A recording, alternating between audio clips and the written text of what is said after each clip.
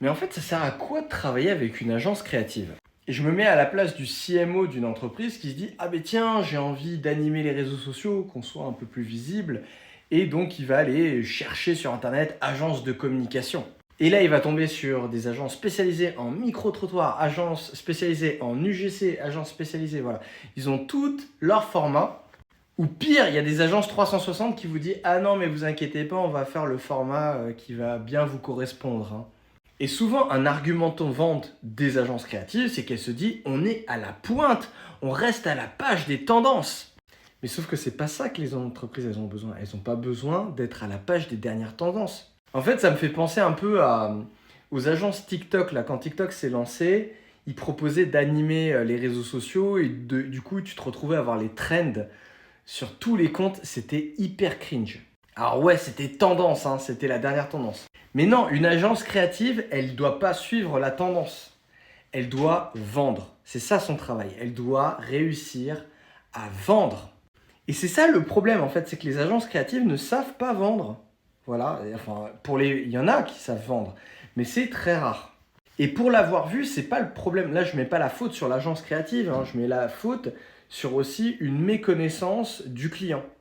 Et le client, il ne connaît pas son besoin et je trouve que le client n'est pas bien renseigné en fait sur son besoin. Et c'est le rôle du creative stratégiste. Le creative stratégiste, il doit analyser, c'est un peu un Pokédex des formats.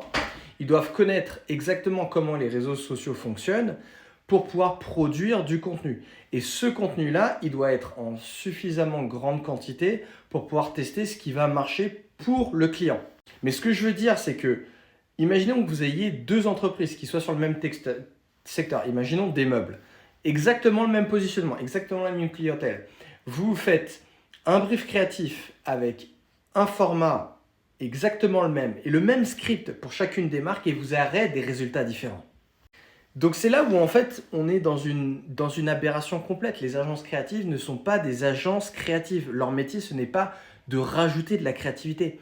Leur métier, c'est d'analyser la donnée en se disant: tiens, qu'est-ce qui va marcher pour cette marque-là? Et d'itérer sur les meilleurs formats pour faire décoller la marque. Et je vous invite à regarder mon TikTok, c'est-à-dire que pourquoi j'ai décidé de faire un TikTok. Alors déjà, je me laisse que 15 minutes par jour, donc c'est déjà une contrainte, mais c'est pour vous montrer le processus créatif. Regardez les premières vidéos que j'ai faites, c'est pas les mêmes que je fais aujourd'hui. Et c'est ça l'approche que les agences créatives doivent déployer chez les clients. Rien de plus.